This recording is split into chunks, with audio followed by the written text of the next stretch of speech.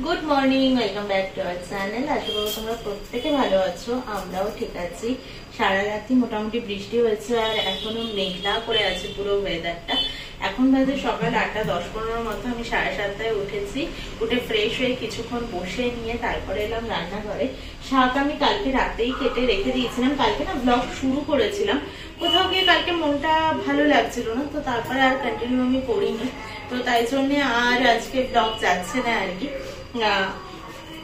মন ভালো না লাগলে তো আর এসব কাজ হয় না, তাই না? মন ভালো থাকলে ঠিক আছে, তো ওই জন্য জোর করে আমি কিছু করিনি। কালকে রাতে কলমি শাকটা কেটে রেখে দিয়েছিলাম, এটা এনেছিলাম পুজোর ভোগের দিন।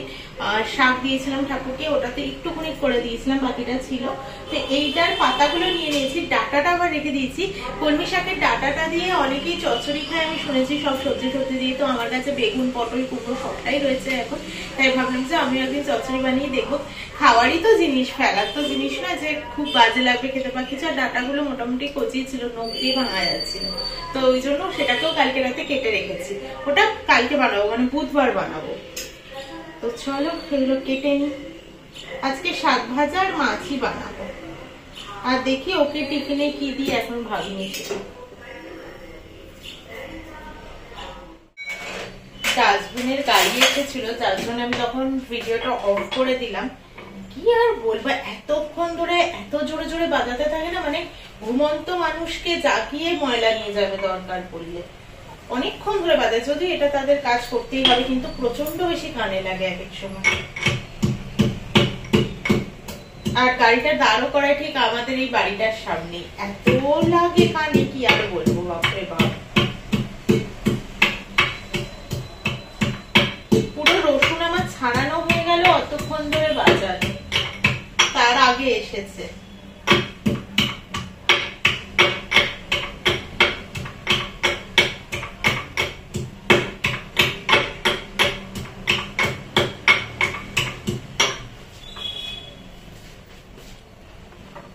রিফাইন তেলটা না ঢালতে হবে, রিফাইন তেলটা আমার ঢালা হয়নি, কারণ আমার কৌটোটা মাজা হয়নি রিফাইন তেলের।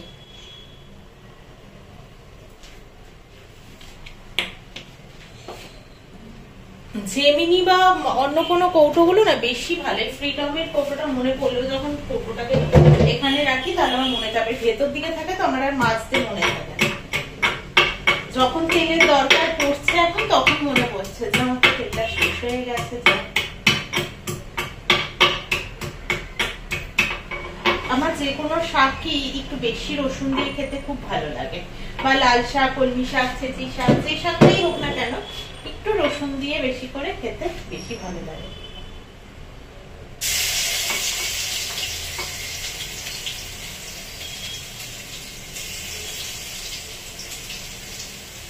একটা ছোট সাইজের রসুন গোটা দিয়ে দিয়েছি।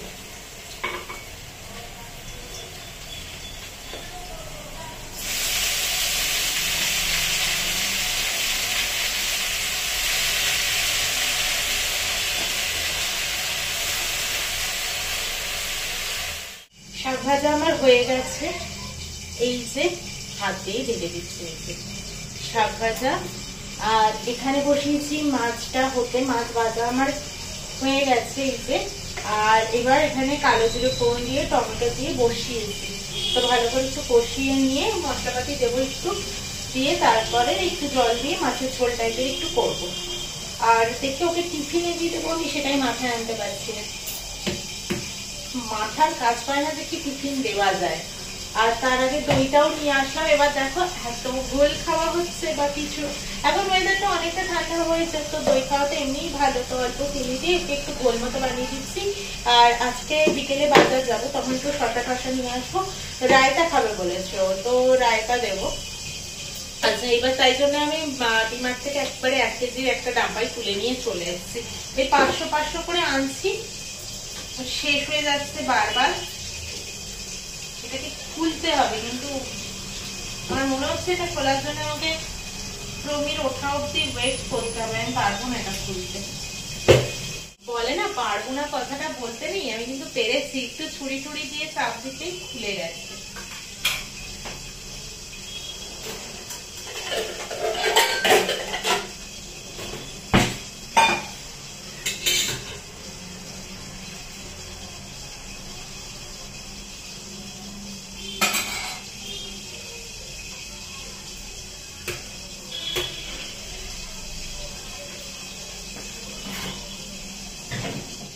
সমস্ত রান্নাবান্না হয়ে গেছে। ওর টিফিনের জন্য ইপ্পি বানিয়ে দিয়েছি কাঁচা লঙ্কা ধনেপাতা আর পেঁয়াজ দিয়ে, আর শাক ভাজা তো দেখিয়েছো, আর মাছটাও হয়ে গেছে। মাছটা না আজকে তেলটা একটু বেশি হয়েছে বলে আমার মনে হলো, থপ করে পড়ে গেল তেলটা। তো মোটামুটি হয়ে গেছে। এইবার আমি ভাত মানে চালটাকে ধুয়ে নিয়ে তারপরে ভিজিয়ে দেবো।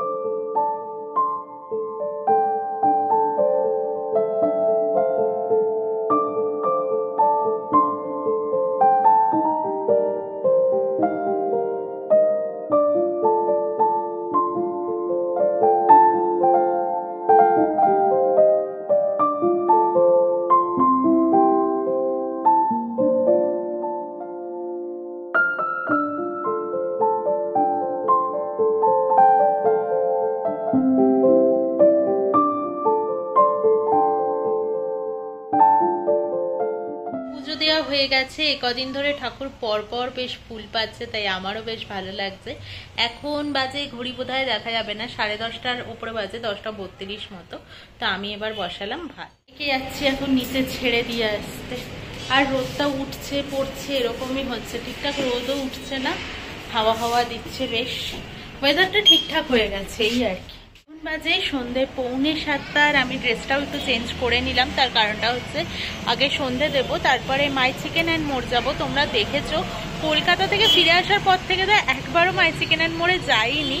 বাজারে ওই আঙ্কেলটার থেকেই মাছ আমি নিয়ে চলে আসতাম, আর তারপর বাজারে যেহেতু যেতাম ও বাজার করতে, তাই উল্টো দিকটায় যেতাম না। তো আজকে ভেবেছিলাম বাজারের দিকেই যাবো, তারপরে ভাবলাম না সবজি সেরকম কিছু নেওয়ার নেই। হ্যাঁ বাজারে গেলে একটু পাতি লেবু আর শশাটা হয়তো আনতাম, কিন্তু দরকার নেই, ঠিক আছে না হলেও চলবে, খুব দরকার এমনটা নয়। আর প্রমি আজকে অফিসে যাওয়ার পর ফোন করে হঠাৎই বললে একটু চিকেন আর পরোটা করো তো রাত্রিবেলা, তো সেটাও করবো, তাই চিকেনও ঘরে নেই, আনতেই হবে।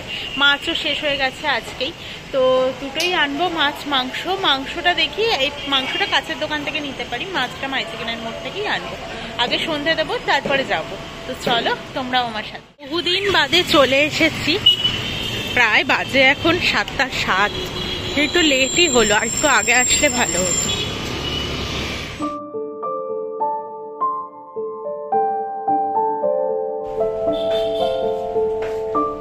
ড্রেস ফ্রেস চেঞ্জ করে এলাম রান্নাঘরে। এখানে তো রেখেছি মাছের ওই বোটা, এত ভারী হয়েছিল যে কি বলবো, এটুকু নিয়ে আসতে আমার এত কষ্ট হচ্ছিল ওটাকে।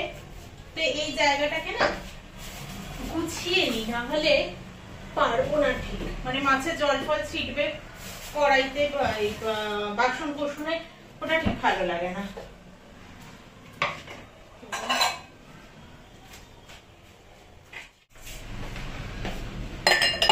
যদিও আমার যখন ইচ্ছে করে না তখন আমি কাজ এমনিও করি না, মানে নিজেকে জোর করিয়ে না করতেই হবে এই ব্যাপারটা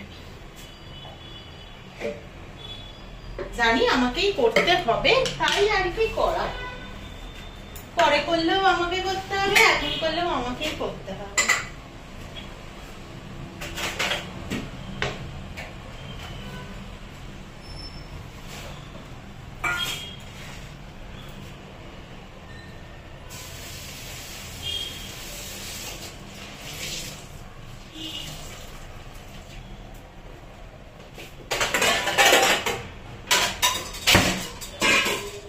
জাস্ট একটা কাতলা মাছ আনলাম আর মাংস আনলাম। আগে মাংসটাকে ধুয়ে নিই। মাংসের পিসগুলো বেশ ভালোই করে।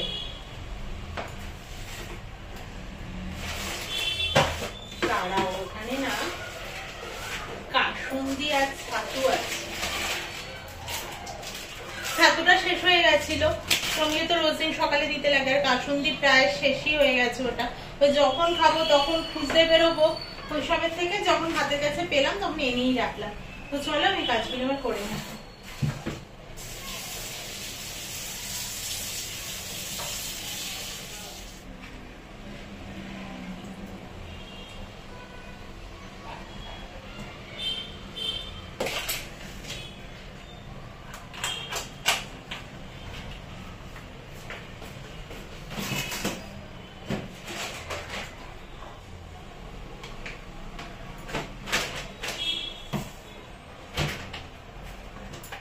মাছ মাংস আজকে রাতের, আর এখানে মাছের মাথা সমস্তটা আমার ধোয়া নুন হলুদ মাখানো হয়ে গেছে। মাছে আমি সাধারণত নুন হলুদ মাখিয়ে রাখি না, মাছের মাথাতেও না, যেহেতু অনেকটা বড় বড় পিস ভারী ভারী, তো তাই জন্য মনে হলো নুন মাখিয়ে যদি সাথে সাথে ভাজি মাছটা, তাহলে মাছের ভেতরে নুন ঢুকবে না, তাই মাখিয়ে ঝুঁকিয়ে একেবারে রেখে দিলাম। যে দিন যেরকম পিস রান্না করবো সেরকম বার করে নিয়ে রান্না করে ফেলবো।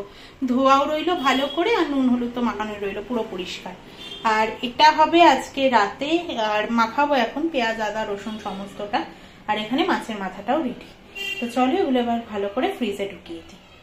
মাছ মাংস ধুয়ে পুরো হাঁপিয়ে গেছে, হাতের এত অবধি করে আমি সাবান টাবান দিয়ে ধুয়ে নিলাম। যদিও জানি জল ঢল ছেটে না গায়ে, তাও তারপরেও কেমন একটা লাগে না, মাছ মাংস অত কিছু ঘাটার পরে কেমন একটা লাগে। রান্না বান্না করে দেখি ড্রেসটাও চেঞ্জ করেই ফেলবো, আমি একেবারেই যখন মাংস রান্না করবোই ভেবেছি। তো এখন একটু সবজি কাটবো। তো চলো আজকের ব্লগটা একটু বেশি বড় হয়ে যাবে নয়তো। আজকের মতো এখানেই ব্লগটাকে শেষ করছি। অবশ্যই এর পরের পার্ট থেকেই আমি আবার কালকের ব্লগটা শুরু করব। তো চলো আজকের মতো টাটা, গুড নাইট। কালকে আবারও আসছি একটা নতুন ব্লগের সাথে।